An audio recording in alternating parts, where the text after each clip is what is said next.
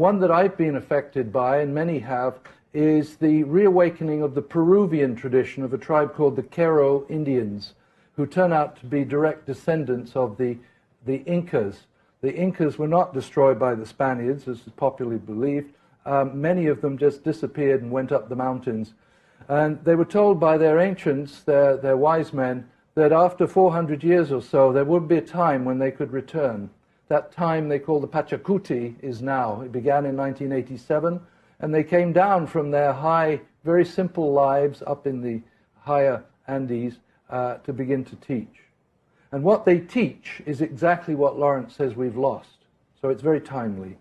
He said that this is from an article by a journalist writer called Joan Parisi Wilcox, who's written on the Quero.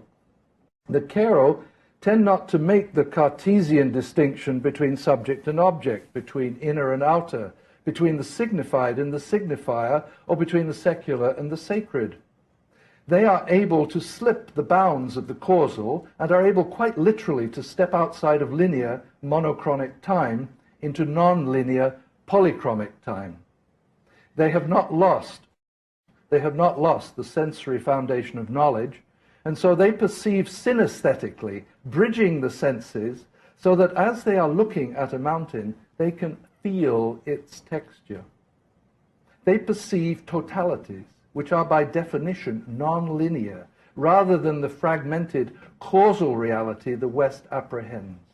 The fluidity of their sensory perception is in part a result of their relationship to nature.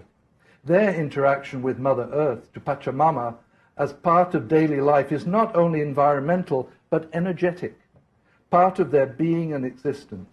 The average Quero alpaca herder, like the shaman, still greets the sun as it rises at dawn and pays his respects to it as it sets at dusk.